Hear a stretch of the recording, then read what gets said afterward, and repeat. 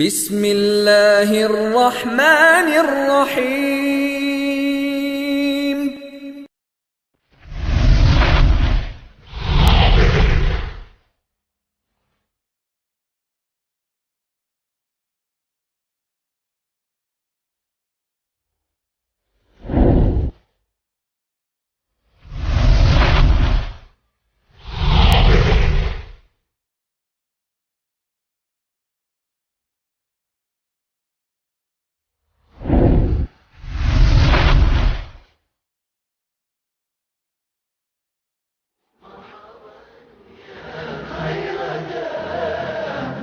طلع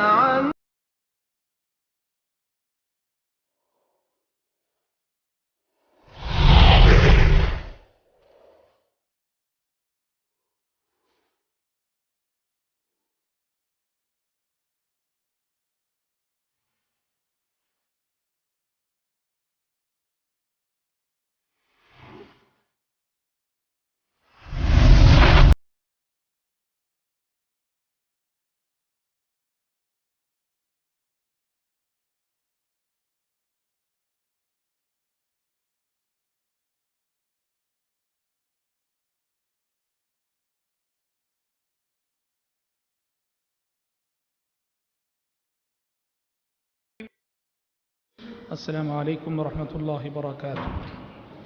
إن الحمد لله نحمده ونستعينه ونستغفره ونعوذ بالله من شرور أنفسنا ومن سيئات أعمالنا.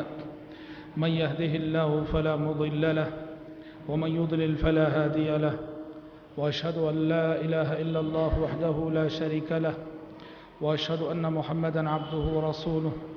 يا أيها الذين آمنوا اتقوا الله حق تقاته ولا تموتن إلا وأنتم مسلمون. يا أيها الناس اتقوا ربكم الذي خلقكم من نفس واحدة وخلق منها زوجها وبث منهما رجالا كثيرا ونساء، واتقوا الله الذي تساءلون به والأرحام إن الله كان عليكم رقيبا. يا أيها الذين آمنوا اتقوا الله وقولوا قولا سديدا يصلح لكم أعمالكم ويغفر لكم ذنوبكم، ومن يطع الله ورسوله فقد فاز فوزا عظيما.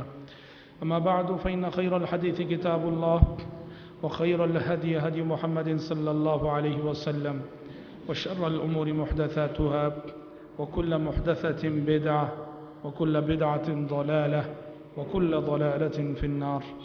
أعوذ بالله السميع العليم من الشيطان الرجيم من همزه ونفخه ونفسه. وَلَقَدْ نَعْلَمُ أَنَّكَ يَضِيقُ صَدْرُكَ بِمَا يَقُولُونَ فَسَبِّحْ بِحَمْدِ رَبِّكَ وَكُن مِّنَ السَّاجِدِينَ وَاعْبُدْ رَبَّكَ حَتَّى يَأْتِيَكَ الْيَقِينُ.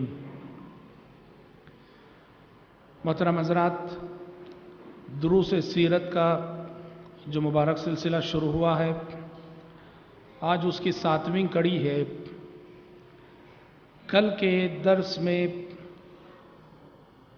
ہم نے یہ بات بتائی تھی کہ نبی کریم صلی اللہ علیہ وسلم نے کس طرح سے اپنی دعوت کا آغاز سری مرحلے سے کیا، اور پھر کیسے آپ صلی اللہ علیہ وسلم کی دعوت سری مرحلے سے نکل کر جہری مرحلے میں داخل ہوئی اور آپ علی الاعلان تبلیغ کرنے لگے.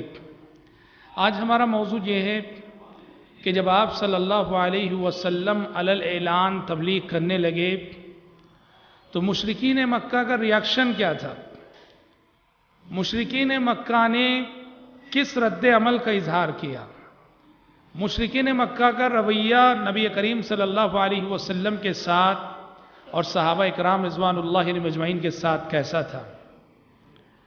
ظاہر بات ہے کہ پیارے نبی عقیدہ توحید کی دعوت لے کر آئے تھے. مشرکین جن کا معاملہ یہ تھا کہ جتنے کنکر اتنے شنکر، نبی کریم صلی اللہ علیہ وسلم ان کے اس بنیادی عقیدے پہ ضرب لگا رہے تھے کہ معبود ایک ہی ہو سکتا ہے. یہ انہوں نے الگ الگ جو معبود بنا رکھے تھے، الگ الگ خدا جو انہوں نے بانٹ رکھے تھے، پیارے نبی صلی اللہ علیہ وسلم ایک معبود کی دعوت دے رہے تھے جو ان کے لیے ناقابل ہضم تھی. وہ کہا کرتے تھے، جیسے اللہ تعالیٰ نے سورہ صاد میں فرمایا، اجعل الآلہۃ الہا واحدا ان ھذا لشیء عجاب۔ یہ بڑی عجیب و غریب بات ہے کہ محمد کہتے ہیں کہ بس ایک کی عبادت کرو، محمد کہتے ہیں کہ معبود ایک ہی ہے۔ یہ بڑی عجیب و غریب بات ہے۔ توحید کی دعوت ان سے ہضم نہ ہوئی اور نتیجے میں انہوں نے نبی کریم صلی اللہ علیہ وسلم کی دعوت کے خلاف سازشی موقف اختیار کیا، معاندانہ موقف اختیار کیا، اور آپ کی دعوت کو روکنے کے لیے، آپ کے مشن کو روکنے کے لیے بہت ساری چالیں وہ چلے، جن میں سے چند ایک کا تذکرہ آج کے درس میں ہم آپ کے سامنے کر رہے ہیں۔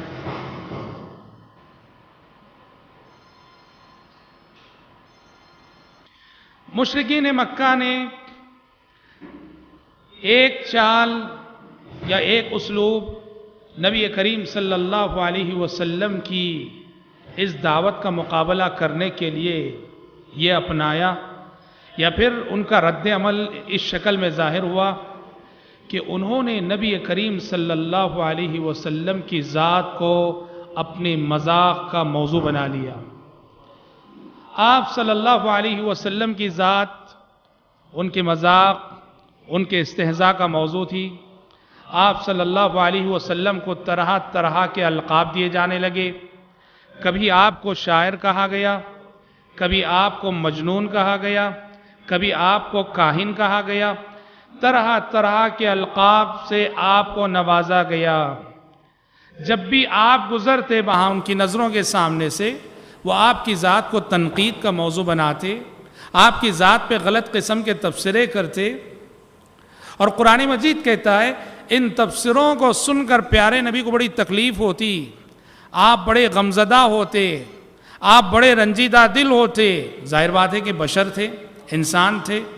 قرآن نے کہا وَلَقَدْ نَعْلَمُ أَنَّكَ يَضِيقُ صَدْرُكَ بِمَا يَقُولُونَ، اے پیغمبر ہم خوب جانتے ہیں کہ مشرکین مکہ جو کچھ کہہ رہے ہیں، ان کی تنقیدوں کو سن کر، ان کے طعنوں کو سن کر، ان کے تبصروں کو سن کر آپ کو دلی تکلیف ہو رہی ہے، آپ کا سینہ گھٹ رہا ہے، آپ کا دل تنگ ہو رہا ہے، ہم خوب جانتے ہیں۔ علاج کیا ہے؟ علاج یہ ہے فَسَبِّحْ بِحَمْدِ رَبِّكَ۔ جب بھی کوئی کافر آپ کی ذات پہ تبصرہ کرے، آپ کی ذات کو تنقید کا موضوع بنائے، سبحان اللہ کہہ دیا کیجئے، اللہ تعالیٰ کی حمد الحمدللہ کہہ دیا کیجئے، وَكُم مِّنَ السَّاجِدِينَ، اور عبادت کیجئے، رکوع کیجئے، سجدہ کیجئے، اللہ کی عبادت کر کے اللہ سے قریب ہو جائیے۔ اللہ تعالیٰ سے یہ قربت آپ کے زخموں پر مرہم رکھے گی۔ بھائیوں، پتہ چلا ایک بات کہ اگر آپ دعوت و تبلیغ کے میدان میں اترتے ہیں، دین کی خدمت کے لیے اپنے آپ کو وقف کرتے ہیں، تو بہت کچھ سننے کے لیے تیار رہنا۔ یہ انسان آسانی سے بات مانتے نہیں ہیں، آسانی سے بات سنتے نہیں ہیں۔ پیغمبر جن کے اخلاق سب سے مثالی، جن کا کردار سب سے بلند، اور جو سبحان اللہ کردار کی اتنی خوبیاں رکھتے تھے، جب پیغمبر بچ نہ سکے لوگوں کی تنقیدوں سے، لوگوں کے طعنوں سے، لوگوں کے تبصروں سے، بتاؤ کون ہے جو بچ سکتا ہے؟ جو بھی خدمت کے لیے اترے گا، تبلیغ کے میدان میں کام کرے گا، دعوت و تبلیغ کے میدان میں اترے گا، ضروری ہے کہ اسے لوگوں کی جانب سے بہت کچھ سننا پڑے گا۔ اور دوسرے الفاظ میں اگر ہم کہیں، ہمیں اپنی شخصیت کو بھلا کر میدان دعوت میں اترنا ہے۔ ہم بڑے باپ کے بیٹے رہیں گے، ہم بڑے عزت والے خاندان سے تعلق رکھنے والے رہیں گے، ہماری بڑی عزت ہوگی، بہت کچھ ہوگا، لیکن دعوت و تبلیغ کے میدان میں اگر کام کرنا ہے، سب کچھ بھلا کے اترو۔ یہ انبیاء ہیں، یہ رسول ہیں، جنہیں مجنون کہا دنیا نے، پاگل کہا دنیا نے، بے وقوف کہا دنیا نے، احمق کہا دنیا نے۔ انبیاء اور رسول کو، پیغمبروں کو دنیا نے بخشا نہیں، تو ظاہر بات ہے قیامت تک آنے والے کسی بھی داعی مبلغ کو بخشا نہیں جائے گا۔ بہت کچھ سننے کا حوصلہ لے کر میدان دعوت میں اترو۔ یہ موسیٰ علیہ السلام ہے، جن کو ان کی قوم بنو اسرائیل نے کتنا ستایا۔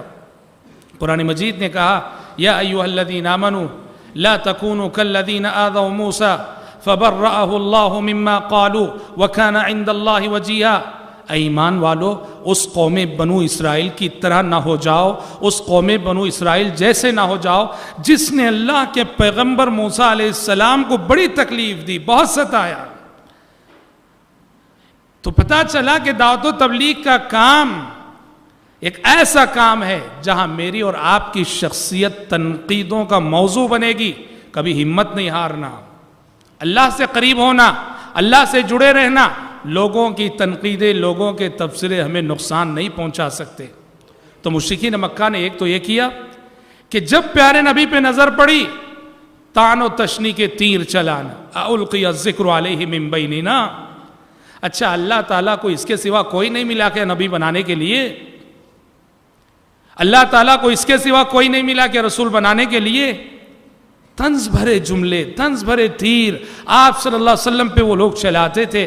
آپ صلی اللہ علیہ وسلم اللہ کے خاطر سب برداشت کرتے تھے.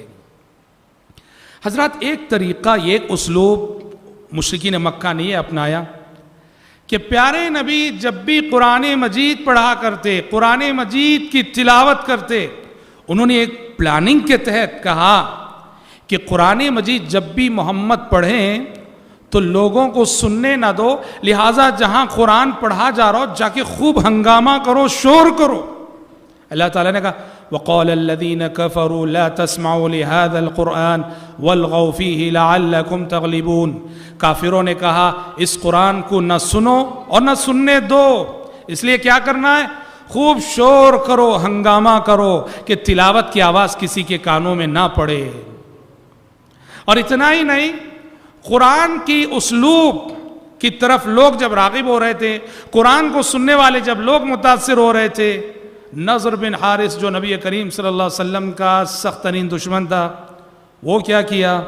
وہ شام گیا، شام کے مارکیٹ گیا بزنس کے سلسلے میں، وہاں سے قصے کہانیوں کی کتابیں لے کر آیا، پرانے بادشاہوں کے قصے، اور لوگوں سے کہتا تھا کہ لوگوں، محمد کے قرآن سے یہ کہانیاں زیادہ اچھی ہیں، محمد کے کلام سے یہ قصے زیادہ مفید ہیں، انہیں پڑھا کرو، انہیں سنا کرو.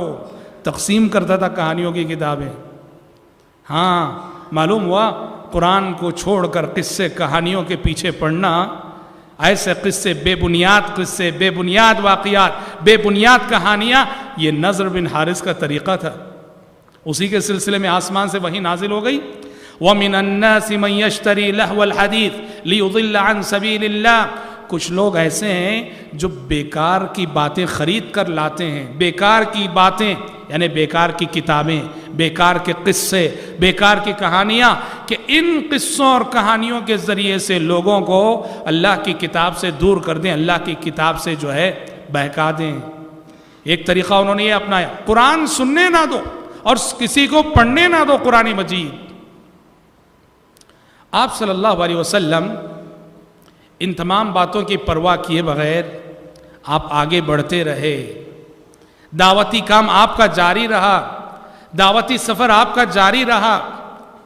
تو ایک مرتبہ بڑے بے بس ہو کر مشرکین مکہ نے یہ طے کیا کہ ایسا کرتے ہیں کہ نبی کے چچا ابو طالب سے جا کے شکایت کرتے ہیں. اس لیے کہ ابو طالب کافر تھے، مشرک تھے، پر ہمارے نبی کا پورا پورا ساتھ دے رہے تھے، ہمارے نبی کا پورا پورا تعاون کر رہے تھے. بھتیجے تھے تو بھتیجے ہونے کی حیثیت سے ابو طالب نبی کریم صلی اللہ علیہ وسلم کے ساتھ ان کی ہمدردیاں تھیں اور وہ پوری طرح تعاون کر رہے تھے. مشرکین مکہ کا وفد اور مشرکین مکہ کا قافلہ ابو طالب کے پاس آیا اور آ کے کہا کہ اے ابو طالب، تمہارے بھتیجے محمد نے حد کر دی، ہمارے خداؤں کو برا بھلا کہہ رہا ہے، وہ رشتہ داری میں پھوٹ ڈال رہا ہے، وہ ہم آپ کی خاطر چپ ہیں. اے ابو طالب، اپنے بھتیجے کو نصیحت کیجئے، سمجھا لیجئے. پیارے نبی ابو طالب نے پیارے نبی کو بلا کے سمجھانے کی کوشش کی. تو پیارے نبی نے اس وقت صلوات اللہ وسلم علیہ، نبی کریم صلی اللہ علیہ وسلم نے وہ تاریخی جواب دیا تھا. فرمایا تھا، سیرت کی کتابیں کہتی ہیں کہ اے چچا، کہا کہ چچا جان، اللہ کی قسم، اللہ کی قسم، یہ لوگ میرے سیدھے ہاتھ میں سورج اور بائیں ہاتھ میں چاند لا کر رکھ دیں اور چاہیں کہ میں اس کام سے رک جاؤں تب بھی میں اس کام سے رکنے والا نہیں. اس سے آپ کا عزم ظاہر تھا, آپ کا پختہ ارادہ ظاہر تھا, آپ کا یقین ظاہر تھا.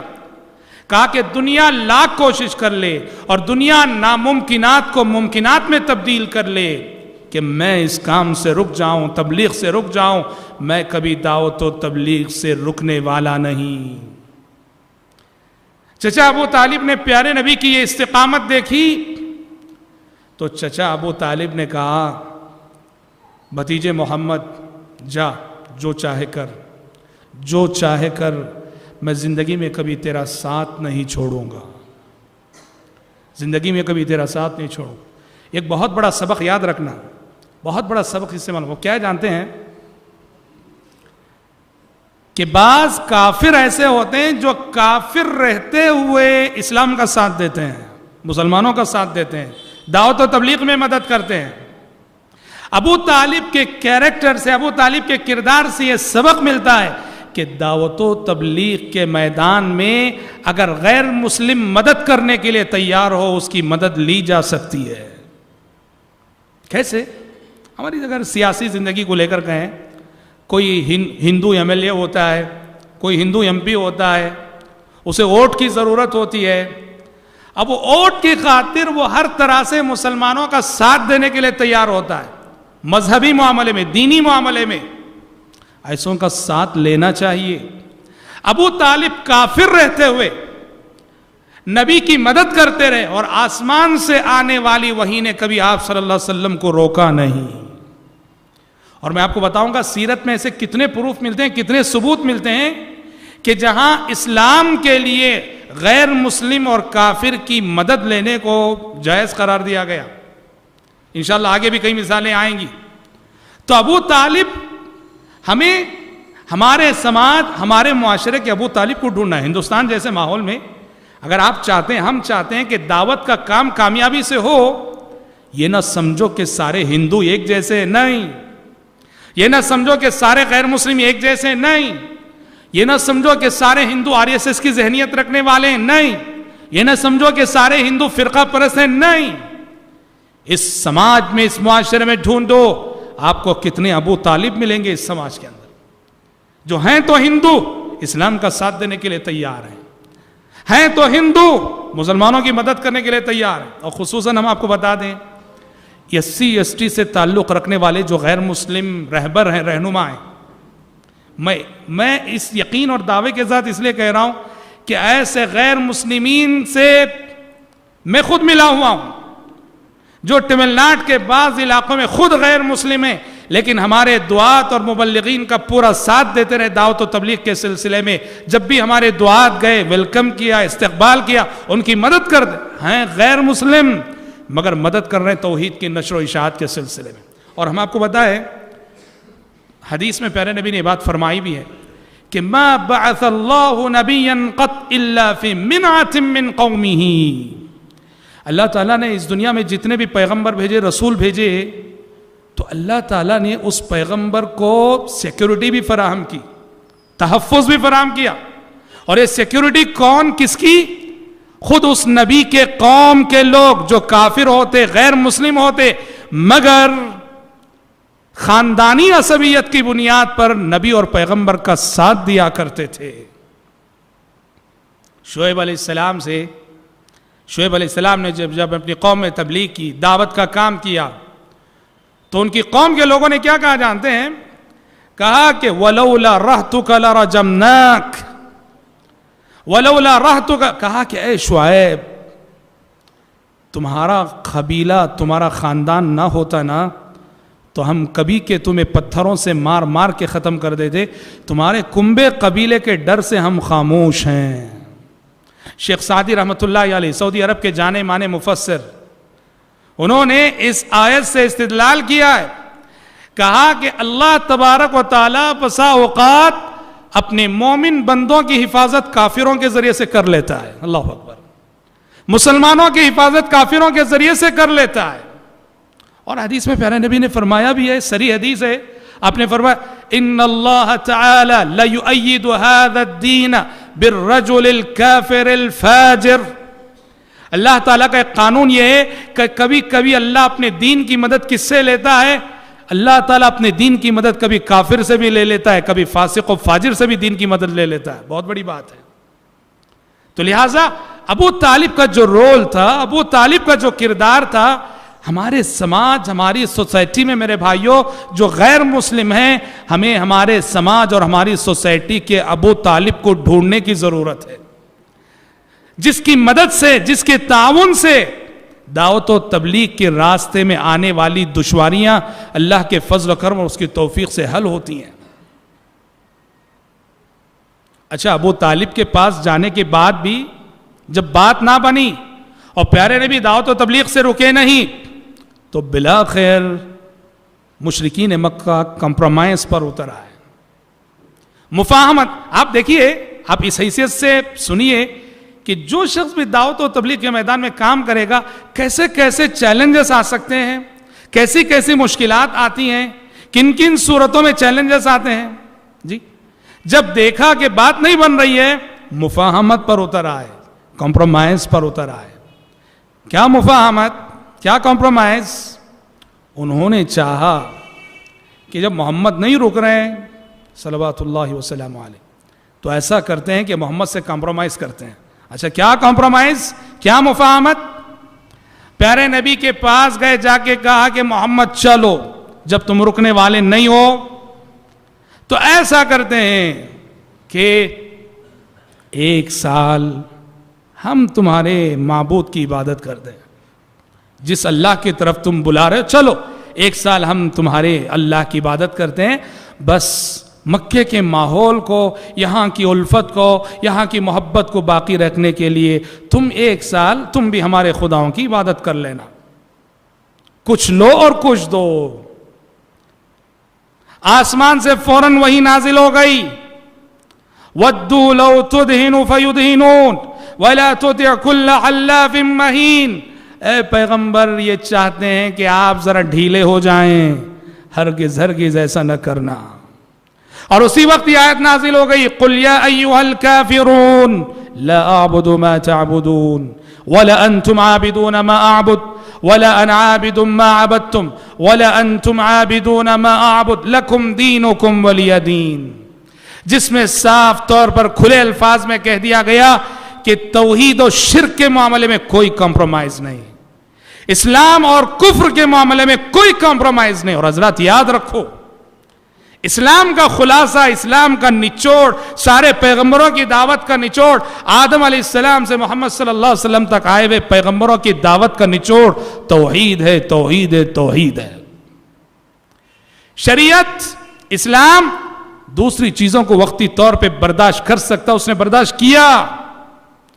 آپ پوری انسانی تاریخ میں نہیں دکھا سکتے کہ اسلام نے کبھی شرک کو برداشت کیا ہو, کبھی نہیں دکھا سکتے. سود, بیچ, اس کو برداشت کیا اسلام نے. شراب کو برداشت کیا اسلام نے. آپ مکی زندگی کو پڑھو, مکے میں جو 13 سالہ زندگی گزری نبی کریم صلی اللہ علیہ وسلم کی, مکے میں شراب پی جا رہی تھی, برداشت کیا اسلام نے. مسلمان پی رہے تھے, برداشت کیا. مکے میں سودی کاروبار ہو رہا تھا, سودی لین دین ہو رہا تھا, برداشت کیا اسلام نے. مکے میں گدھے کا گوشت کھایا جا رہا تھا, گدھے کو ذبح کر کے کھاتے تھے, برداشت کیا اسلام نے. سود حرام ہوا مدینہ جانے کے بعد, گدھے کا گوشت حرام ہوا مدینہ جانے کے بعد, شراب حرام ہوئی مدینہ جانے کے بعد. یہ ساری چیزیں مکے میں وقتی طور پر اسلام نے برداشت کی, لیکن اللہ کی قسم شرک کو اور شرک کی کسی شکل کو اسلام نے برداشت کیا ہو, اس کا کوئی ثبوت آپ نہیں دکھا سکتے. اور یہ صرف ہمارے نبی کی زندگی میں نہیں, تمام پیغمبروں کی دعوتی زندگی کا مطالعہ کرو, کسی نبی کی شریعت میں شرک سے کمپرومائز کیا گیا ہو, آپ کوئی ثبوت نہیں دکھا سکتے. تو یاد رکھو, توحید کے معاملے میں, عقیدے کے معاملے میں, ایمان کے معاملے میں انسان کو مضبوط ہونا چاہیے, ڈھیلا نہیں ہونا چاہیے. قرآن نے کہا وَدُّوا لَوْ تُدْهِنُوا فَيُدْهِنُونَ. اے پیغمبر, یہ چاہتے ہیں کہ آپ بھی اپنے عقیدے میں ذرا ڈھیلے ہو جائیں کہ وہ بھی اپنے عقیدے میں ڈھیلے بن کر دونوں ایک دوسرے سے کمپرومائز کر لو, مفاہمت کر لو. فلا تطع، کہا کہ ہرگز ہرگز ایسے فارمولے کو نہ ماننا کہ جہاں آپ کو اللہ کے ساتھ شرک کرنا پڑے، جہاں آپ کو اللہ کے ساتھ کفر کرنا پڑے، ایسے کسی فارمولے کو تسلیم نہ کرنا۔ حضرات سوچو اسلام توحید کے سلسلے میں کتنا سنجیدہ ہے، شرک سے اسلام کس قدر بیزار ہے، وہ کتنے افسوس کی بات ہے، کتنے افسوس کی بات ہے۔ آج یہ شرک ہمارے گھروں میں پنپنے لگے، تعویذ گنڈوں کی شکل میں، پلیتوں کی شکل میں، طغروں کی شکل میں، درگاہوں کے چکروں کی شکل میں، مزار پرستی کی شکل میں، اور پھر بھی ہم مسلمان رہے، پھر بھی ہم مسلمان رہے۔ یہ کیسا اسلام ہے، یہ کیسی مسلمانی ہے کہ ہمارے عقائد میں سری شرک ہو اور پھر بھی ہم مسلمان ہوں۔ علامہ الطاف حسین حالی کا وہ قصیدہ بار بار یاد آتا ہے اور بار بار پڑھنے کو دل کرتا ہے، جو آج سے 50-100 سال قبل مسلمانوں کی صورتحال دیکھ کر انہوں نے کہا تھا، کرے غیر اگر بت کی پوجا تو کافر، جو ٹہرائے بیٹا خدا کا تو کافر، کواکب میں مانے کرشمہ تو کافر، جھکے آگ پر بہر سجدہ تو کافر، مگر مومنوں پر کشادہ ہیں راہیں، پرستش کریں شوق سے جس کی چاہیں، نبی کو جو چاہیں خدا کر دکھائیں، اماموں کا رتبہ نبی سے بڑھائیں، شہیدوں سے جا جا کے مانگے دعائیں، مزاروں پہ جا جا کے نظریں چڑھائیں، نہ توحید میں کچھ خلل اس سے آئے، نہ اسلام بگڑے نہ ایمان جائے۔ جی ایک ہندو کو ہم مشرک اور کافر اس لیے کہتے ہیں کہ وہ اللہ کے ساتھ بتوں کو شریک کرتا ہے، ہم کرسچن کو کافر اور مشرک اس لیے کہتے ہیں کہ وہ جیسس کے سامنے جا کے جھکتا ہے، اور ہم مزاروں کے پاس جھک کر بھی مسلمان ہی ٹھہرے۔ جی ہم درگاہوں پہ سجدے کر کے بھی مسلمان ٹھہرے۔ یہ کیسا اسلام ہے؟ مسلمانوں یاد رکھو، توحید کے سلسلے میں شریعت نے جو سنجیدہ مزاج دیا ہے اس کو یاد رکھو۔ مکے میں کیسے حالات تھے، کیسے کٹھن حالات تھے، کٹھن حالات تھے، مشکل حالات تھے، اور ایسے حالات میں خود مشرکین مکہ نے کمپرومائز کی رائے اور کمپرومائز کی پیشکش کی، مگر شریعت نے اور آسمان سے آنے والی وحی نے توحید اور شرک کے معاملے میں، کفر اور اسلام کے معاملے میں کسی بھی طرح کے کمپرومائز اور مفاہمت و مصالحت کو برداشت نہیں کیا۔ جب مشرکین کی یہ کوشش بھی بیکار ہوئی، کمپرومائز کی، مفاہمت کی، مصالحت کی، تو ایک اور اسلوب انہوں نے اپنایا۔ وہ اسلوب کیا ہے؟ جسے ہم اردو زبان میں کہتے ہیں ترغیب کا اسلوب۔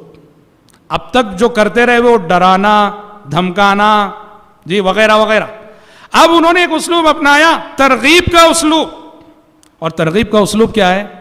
انہوں نے چاہا کہ پیارے نبی کو اتنا نوازیں، اتنا نوازیں، اتنا دیں کہ آپ درہم و دینار کی آزمائش میں مبتلا ہو کر دعوت و تبلیغ سے باز آ جائیں۔ اور یاد رکھنا، بہت سارے ایسے لوگ جنہیں کوڑوں کی آزمائش جھکا نہ سکی، درہم و دینار اور روپیوں پیسوں کی آزمائش کے آگے وہ جھک جاتے ہیں۔ یاد رکھنا، یہ بہت خطرناک آزمائش ہوتی ہے۔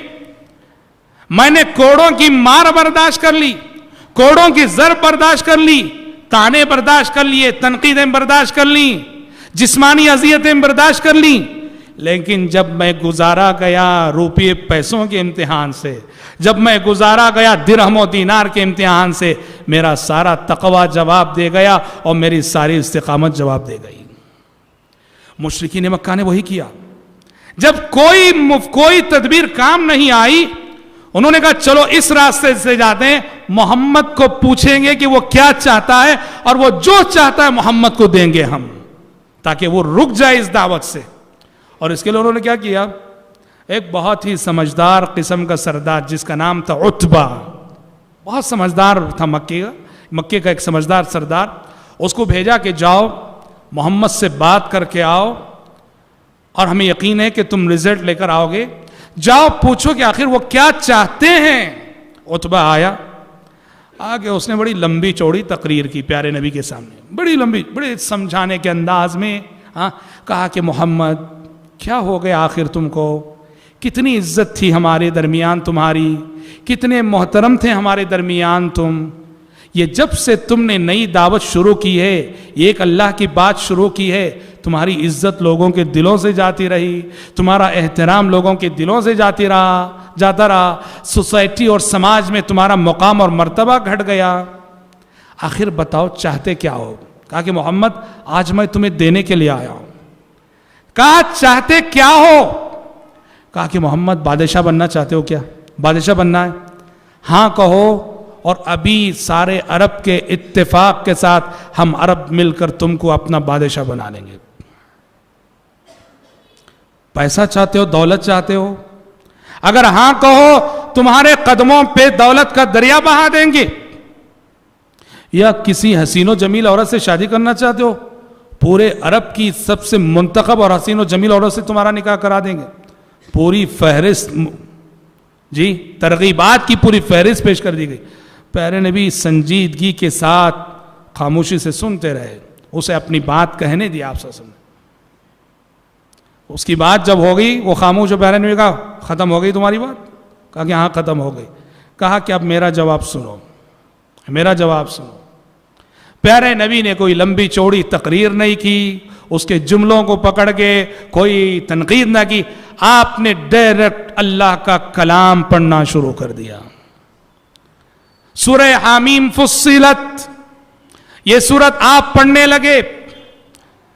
آپ صلی اللہ علیہ وسلم پڑھے جا رہے ہیں, عتبہ سنا جا رہا ہے, سن رہا ہے. جیسے جیسے آپ پڑھ رہے ہیں عتبہ کے چہرے کا رنگ بدل رہا ہے, چہرہ بدل رہا ہے. اور جب آپ اس آیت پہ پہنچے تو عتبہ کا صبر و قرار جواب دے گیا, اس سے برداشت نہ ہو سکا. جب آپ اس آیت پہ پہنچے فَإِنْ أَعْرَضُوا فَقُلْ أَنذَرْتُكُمْ صَاعِقَةً مِثْلَ صَاعِقَةِ عَادٍ وَثَمُودَ, کہ اے پیغمبر یہ مکے والے اگر آپ کی بات نہیں مانتے تو آپ ان سے کہہ دیجئے کہ تیار ہو جاؤ, قوم عاد اور قوم سمود پہ جیسا عذاب آیا تھا ویسا عذاب تم پہ آنے والا ہے. اس آیت پہ جب پہنچے عتبہ نے فوراً آپ کے منہ پہ ہاتھ رکھ دیا, کہا محمد بس کرو بس کرو, اس سے آگے مت بڑھو. اس لیے کہ وہ کافر تھا مگر جانتا تھا کہ محمد صلی اللہ علیہ وسلم جو کہتے ہیں وہ ہو کے رہتا ہے, جو کہتے ہیں وہ ہو کے رہتا ہے. اگر آپ عاد و سمود جیسے عذاب سے ڈرا رہے ہیں وہ عذاب آ جائے گا. اس نے منہ پہ ہاتھ رکھ دیا, کہا محمد بس کرو, رک جاؤ, اور سیدھے اٹھا چل دیا. ساری قوم باہر کھڑی منتظر تھی کہ عتبہ بڑا سمجھدار نوجوان ہے, کوئی نہ کوئی رزلٹ لے کر آئے گا. اور جب دور سے عتبہ کو آتے دیکھا, اس کا چہرہ دیکھا, تو سارے لوگوں نے کہا ارے محمد کا جادو عتبہ پہ بھی اثر کر گیا. سمجھانے گیا تھا سمجھ کر لوٹا, منوانے گیا تھا مان کے لوٹا. حضرات بہت بڑا سبق. کیا سبق؟ پیارے نبی کا مشن تھا. آپ دعوت و تبلیغ کے میدان میں جو سامنے والا کافر ہوتا, مشرک ہوتا, لمبی چوڑی تقریریں نہیں کرتے. ہم کیا کرتے ہیں آج ایک غیر مسلم کے آگے بڑی موٹی کتابیں دیتے ہیں. کہاں ہے اس کے پاس وقت, اتنی فرصت کا ہے کہ آپ کی موٹی کتاب پڑھ سکے. اللہ کے بندوں کو ڈائریکٹ اللہ کا کلام سناؤ اور دیکھو کہ ان کے دل کیسے بدلتے ہیں. اور اسی کو قرآن مجید نے جہاد کبیر قرار دیا ہے. کافر کو قرآن سنانا یہ سب سے بڑا جہاد ہے. سورہ فرقان میں اللہ تعالیٰ نے کہا فَلَا تُطِعِ الْكَافِرِينَ وَجَاهِدْهُمْ بِهِ جِهَادًا كَبِيرًا. اے پیغمبر کافروں کی بات نہ مانیے اور اس قرآن کو لے کر اس قرآن کے ذریعے سے جہاد کبیر کیجئے, بڑا جہاد کیجئے. مکی زندگی میں پیارے نبی کو تلوار نہیں دی گئی, مکی زندگی میں پیارے نبی کو رائفل نہیں دی گئی, مکی زندگی میں پیارے نبی کو کوئی ہتھیار نہیں دیا گیا. پوری مکی زندگی کے 13 سال نبی کا ہتھیار بس اللہ کا کلام قرآن مجید تھا.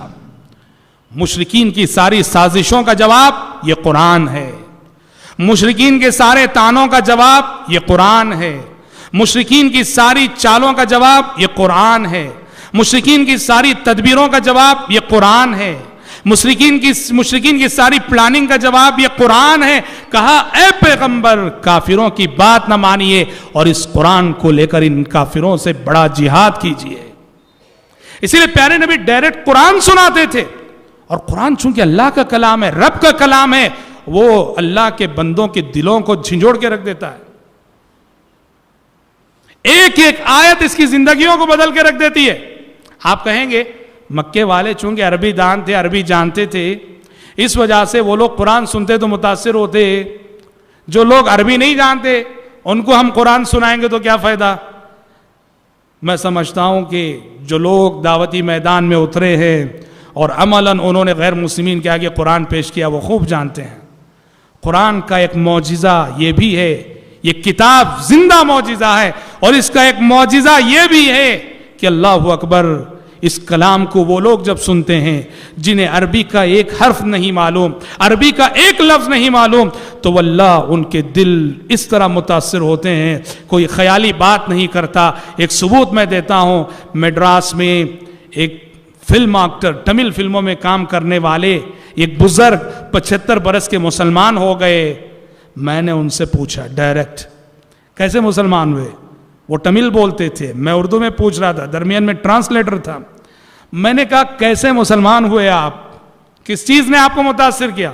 کیا جواب دیا جانتے ہیں انہوں نے کہا کہ آپ کے دائی میرے پاس پہنچتے, لمبی چوڑی تقریر کرتے, نصیحت کرتے, ان کی بات کا کوئی اثر میرے دل پہ نہیں ہوتا تھا, لیکن گفتگو کے درمیان جب کبھی وہ قرآن کی آیتیں پڑھتے تھے تو میرا دل بے حد متاثر ہوتا تھا, حالانکہ مجھے نہیں معلوم کہ ان آیتوں کا ترجمہ کیا ہے, تفسیر کیا ہے, معنی کیا ہے. کہا بارہا ایسا تجربہ ہوا کہ جب بھی گفتگو کے درمیان قرآن کی آیت وہ پڑھتے, میں محسوس کرتا کہ میرا دل پگھل رہا ہے. میں نے کہا کہ اس کلام کے سچے ہونے کی سب سے بڑی دلیل یہی ہے, میں سمجھ نہیں رہا ہوں اور یہ کلام میری آنکھوں سے آنسو بہا رہا ہے, سمجھ جاؤں تو کیا ہوگا, مسلمان ہو گئے. اور حضرات ویسے بھی آج کل قرآن مجید کے تراجم, قرآن مجید کے ٹرانسلیشن جو ہے مختلف دنیا کی زبانوں میں آ چکے ہیں. دعوت و تبلیغ کے میدان میں مدعو کو آپ قرآن سنائیے, قرآن پڑھائیے. کوئی کرسچن ہے, سورہ مریم کھولیے, سورہ مریم کا دوسرا رکوع پڑھائیے اسے, واللہ اگر وہ سمجھ کر پڑھے گا متاثر ہوئے بغیر نہیں رہ سکتا. آخرت اور قیامت کا نقشہ جن آیتوں میں کھینچا گیا, وہ آیتیں سنائیے, وہ آیتیں پڑھوائیے. اس قرآن کا معجزہ ہے کہ اس کی ایک ایک آیت زندگیوں کو بدل کے رکھ دیتی ہے. اسی لیے پیارے نبی مکے کے 13 سال میں آپ کا مشن یہی تھا, یتلو علیہم آیاتہ, اللہ کے بندوں کو اللہ کا کلام سنانا. دیکھیے ڈاکٹر ضیاء الرحمن اعظمی صاحب, آپ جانتے ہیں ڈاکٹر ضیاء الرحمن اعظمی جو کبھی بانکی رام تھے, یو پی کے ایک گھرانے میں, برہمن گھرانے میں پیدا ہوئے. آج وہ کہاں ہیں؟ آج وہ اسلامک یونیورسٹی مدینہ منورہ کے حدیث کے سب سے بڑے استاد ہیں, علم حدیث کے سب سے بڑے استاد ہیں. جو کبھی بانکی رام تھے, وہ ان کی داستان ہے قبول اسلام کی, گنگا سے زمزم تک انہوں نے لکھا ہے, اپنی داستان لکھی ہے کیسے مسلمان ہوا, اس کا نام انہوں نے دیا گنگا سے زمزم تک. وہ لکھتے ہیں قرآن مجید کی ایک آیت میری ہدایت کا ذریعہ بن گئی. کون سی آیت؟ ان کے ایک دوست تھے, مسلمان دوست, وہ انہیں پکڑ کے, جبکہ ابھی وہ ہندو ہیں, ایک مسجد میں درس قرآن میں لے کے چلے گئے. یاد رکھو غیر مسلمین کو لے کر آؤ مسجد میں, شریعت ہرگز نہیں روکتی. غلط ہے یہ فتویٰ کہ کافر مسجد کے اندر نہیں آ سکتا, غلط ہے یہ فتویٰ کہ غیر مسلم مسجد کے اندر نہیں آ سکتا. کس نے کہا؟ حدیثوں سے ثبوت ہے غیر مسلم مسجد کے اندر آ سکتا ہے, انہیں لانا چاہیے. وہ طریقہ عبادت کو دیکھیں گے, نماز کو دیکھیں گے, درس سنیں گے, واللہ ان کے دل پگھل جائیں گے. ڈاکٹر ضیاء الرحمن اعظمی لکھتے ہیں قرآن کی ایک آیت نے میرے دل کو بدل دیا.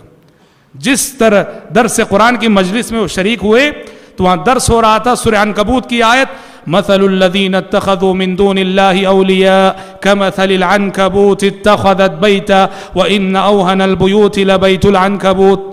جن لوگوں نے اللہ کے ساتھ شریک بنا لیے, اللہ کو چھوڑ کر اور خدا بنا لیے, ان کی مثال اس مکڑی کی سی ہے جو گھر بناتی ہے, اور دنیا بھر کی مخلوقات جو گھر بناتی ہیں اس میں سب سے کمزور گھر مکڑی کا گھر ہوتا ہے.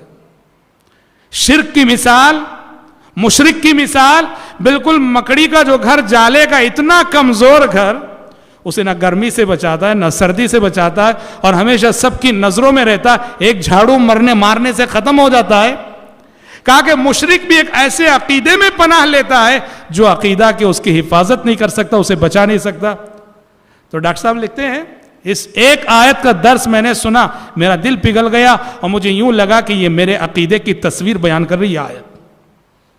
تو حضرات، عتبہ کو پیارے نبی نے لمبی چوڑی تقریر کے ذریعے جواب دینے کے بجائے ڈائریکٹ جو قرآن سنایا، اس سے پتہ چلتا ہے کہ دعوت و تبلیغ کے میدان میں کامیابی اور رزلٹ جلد سے جلد آپ چاہتے ہیں تو رب کے بندوں کو رب کا کلام سناؤ، اللہ کے بندوں کو اللہ کا کلام سناؤ۔ اس کلام کے مضامین، اس کلام کی آیتیں زندگیوں کو بدل کر رکھ دیں گی۔ اور حضرات، ایک اور اسلوب جو انہوں نے اسلام کی تبلیغ کو روکنے کے لیے، نبی کریم صلی اللہ علیہ وسلم کی دعوت کو روکنے کے لیے ایک اور طریقہ جو انہوں نے اپنا، وہ کیا تھا؟ پیارے نبی جہاں جہاں جاتے لوگوں کو سمجھانے کے لیے، مارکیٹ میں، بازار میں، موسم حج میں، جہاں جہاں جاتے اور تبلیغ کرتے، پیچھے پیچھے جانا اور لوگوں سے کہنا کہ لوگوں یہ پاگل ہے، یہ دیوانہ ہے، اس کی بات نہ مانو۔ اور اس میں سب سے آگے کوئی دوسرا نہیں، آپ کا اپنا چچا ابو لہب سب سے آگے تھا۔ پیارے نبی جس سے ملتے اس کے بعد یہ جا کے ملتا، کہتا کہ یہ دیوانہ ہے، پاگل ہے، اس کی بات مت مانو۔ اور حد تو یہ ہوئی میرے بھائی، اتنی حد ہو گئی، اتنے مطلب وہ پاگل ہو گئے مکے کے کافر۔ کوئی بھی شخص مکے کے باہر سے اگر مکے کو آتا، کوئی بھی شخص، ہاں عمرے کرنے کے لیے آتے تھے، وہ کافر رہتے ہوئے بھی عمرہ کرتے تھے، طواف کرتے تھے، کیا کیا کرتے تھے۔ کوئی بھی شخص مکہ آتا، سیدھے اس کے پاس جاتے اور جا کے کہتے دیکھو یہاں ایک شخص آیا ہے جس کا نام محمد ہے، اس کی باتوں نے اچھوں کو جو گمراہ کر دیا ہے، سمجھداری سے کام لینا، ہوشیاری سے کام لینا، اس کی باتوں میں نہ آنا۔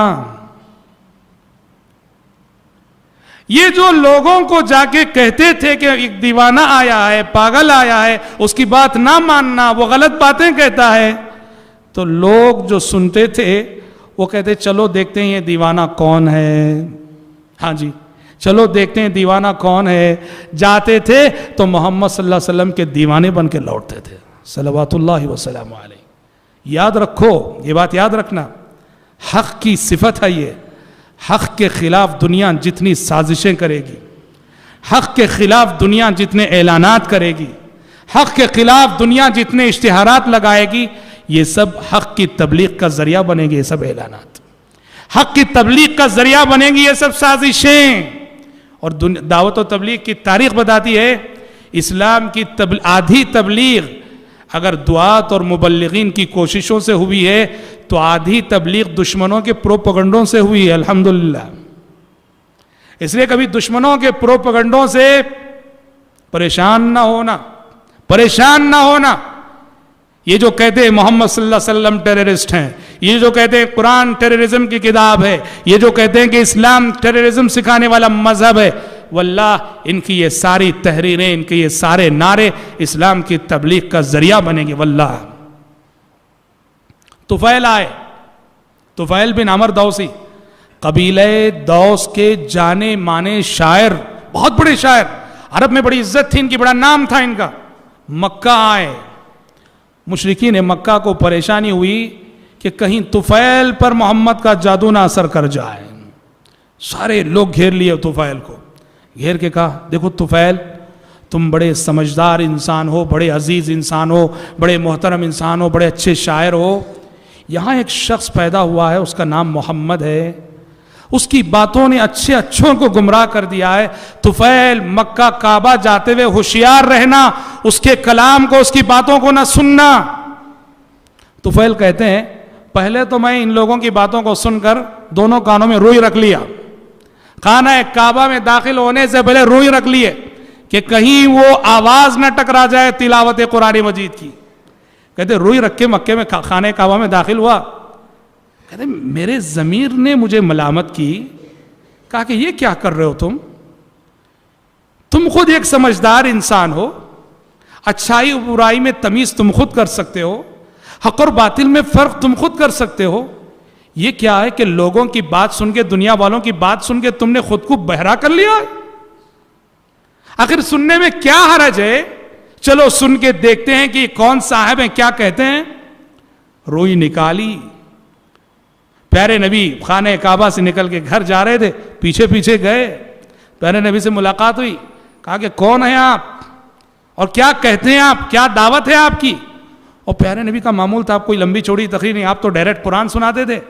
طفیل کو بھی آپ نے قرآن سنایا، اللہ اکبر، ایک مجلس میں قرآن سنا اور مسلمان ہو گئے، صلوات اللہ وسلم۔ مکے والوں کے لیے یہ خبر ایک بڑے حادثے سے کم نہ تھی، اور بجلی گرنے کی مانند یہ خبر مکے والوں پہ گری کہ طفیل بھی آخر مسلمان ہو گئے۔ طفیل بن عمر دوسی مسلمان ہونے کے بعد، اور دیکھو مکی زندگی کا یہ تھا، جو شخص بھی مسلمان ہوتا اسلام قبول کرنے کے ساتھ ہی داعی بنتا تھا، مبلغ بنتا تھا، سمجھ رہے ہیں؟